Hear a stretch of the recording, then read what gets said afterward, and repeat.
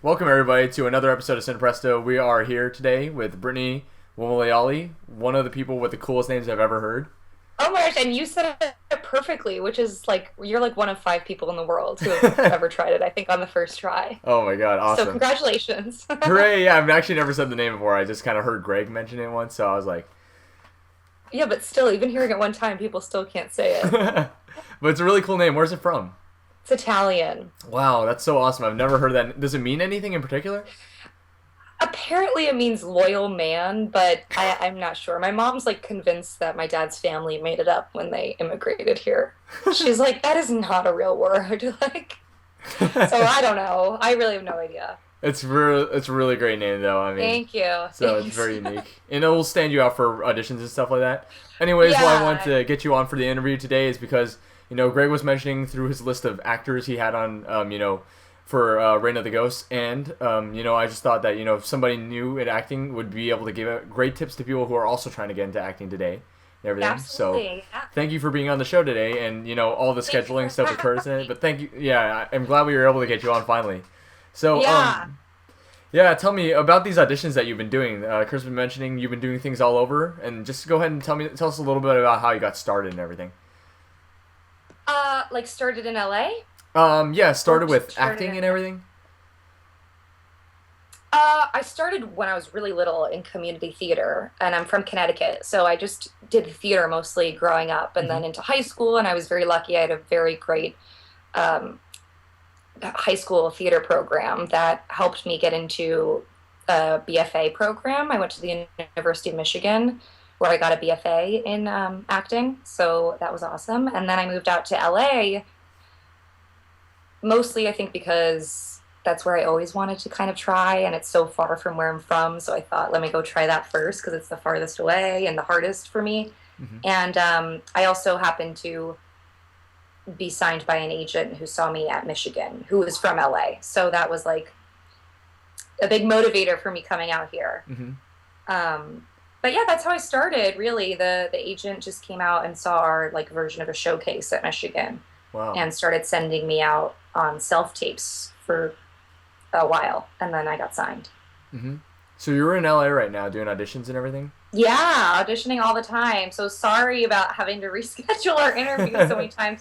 A lot of times, like, I didn't know coming out here how last-minute auditions would be. Usually, like, I've had auditions the same day, or then I get, like, I just got stuff for tomorrow, and, here it's, like, 7 p.m., so it's not, like, that much time to prepare. You've got to be ready to go, so I'm sorry about having to keep rescheduling. Oh, no problem, though. I mean, yeah, it worked out in the end, so that's all that matters, right? Yeah. And you're getting parts, so that's more important. Parts over, more of this stuff, right?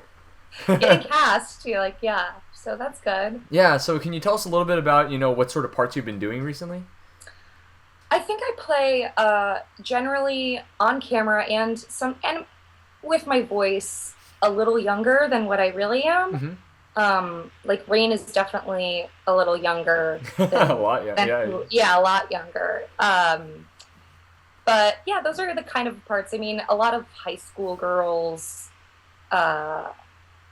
Mostly actually like mean high school girls. But Rain's awesome. Rain was like, I fell in love with that character, so I was very happy to play her because she's like a feisty, brave, confident, young girl, which is a great character. I think anybody would love to play that. Yeah, and I can't believe it because I was reading the book and everything, which I happen to have right here. Oh, where'd that come from?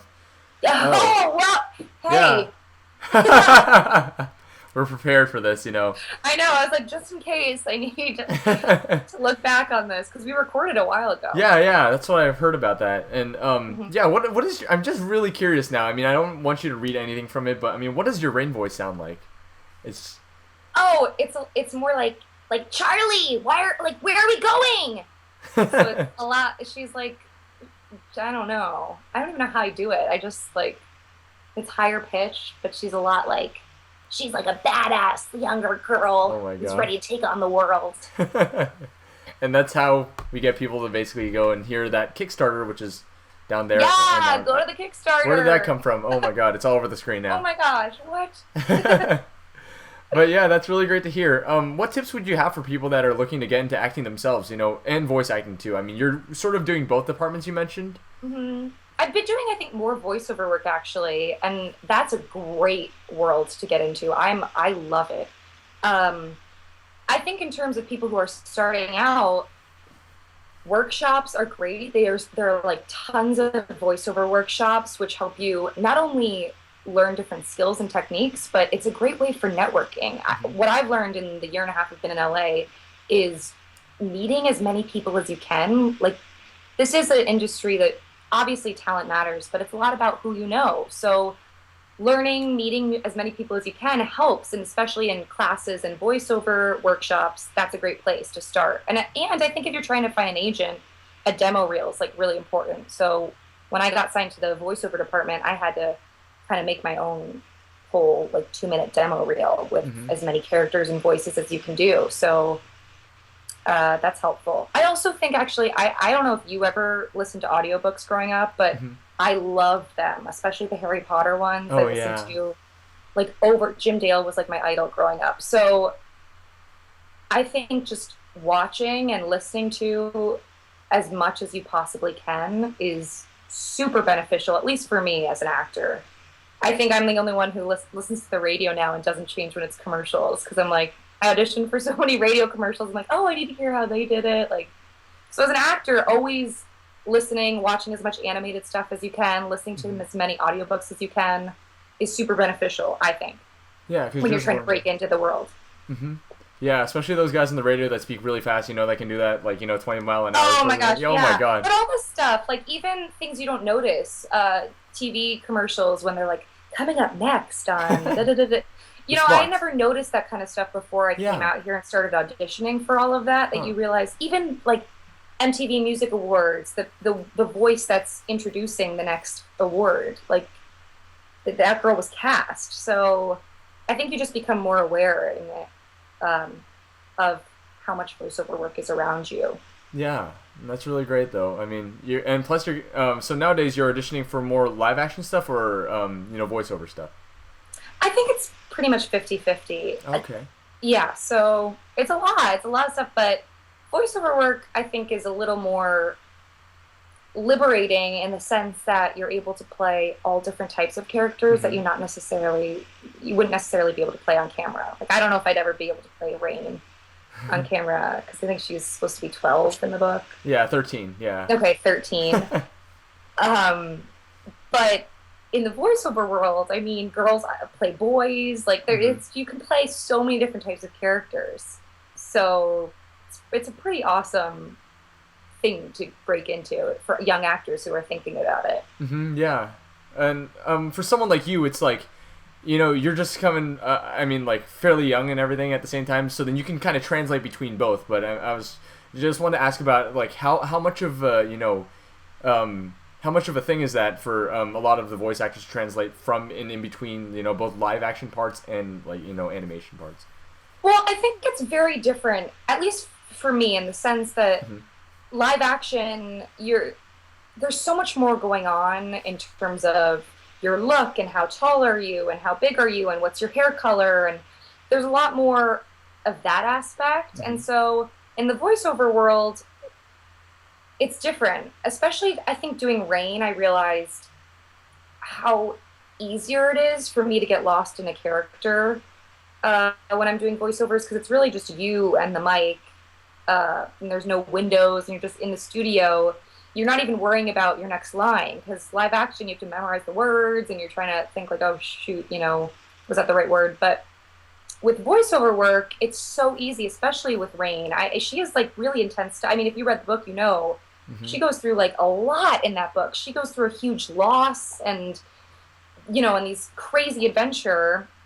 But I think getting there emotionally I find it easier in voiceover work because it's just you and the mic and you can forget everything else. You don't have to worry about where the camera is or where your mark is and all that kind of stuff.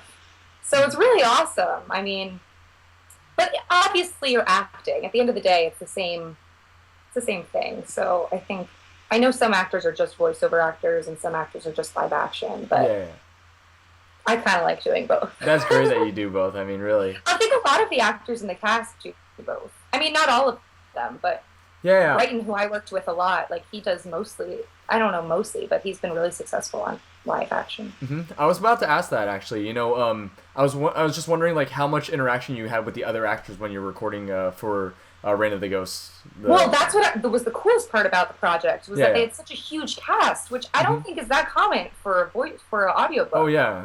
It was like an enormous cast, and they had us come in as much as they could together. I think I rarely was in there alone, which is such a treat as an actor because you don't have to just read the lines in your head. The other person is literally saying the lines, and so Greg would have us a lot of the time. I was mostly with Brighton. I mean, I worked with some of the actors for a few hours, but Brighton and I have the most scenes together. So, I mean, it was awesome. They would let us go for, a whole page and a half, 2 pages without stopping and just run through the whole scene, which is awesome because we're playing off of each other in like a real, true, organic way, which felt true to the characters. So I felt like super excited and blessed to be able to have these other actors to work with in an audiobook. Well, yeah, I mean, that entire thing is pretty awesome. What other roles have you taken on in terms of voiceover stuff, just out of curiosity? Oh my gosh, I've done another book series, which I'm doing all the voices for. So, yeah. And then I did like a voice match for Britt Robinson and the Tomorrowland trailer coming out. And I've done a video game that I cannot disclose.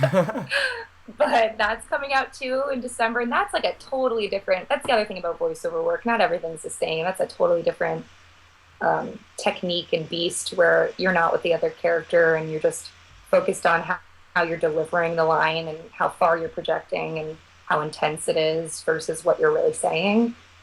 But yeah, it's all across the board. Like promos I've done, but I think Rain is the deepest I've gotten to really get involved with the character because there's so much there and only more to come with the other books. And everyone here listening right now can go check out the Kickstarter that we have everywhere again. Please go help us. If you want to hear Brittany Uomoleale show up in the audiobook, there's some really cool people. And everyone else, we got Ed Asner in there, right? You got, Josh Keaton, you've got Vanessa Marshall, among many others. That you go ahead and go and check that out. Thank you so much for your time. Thank you so much. This was awesome.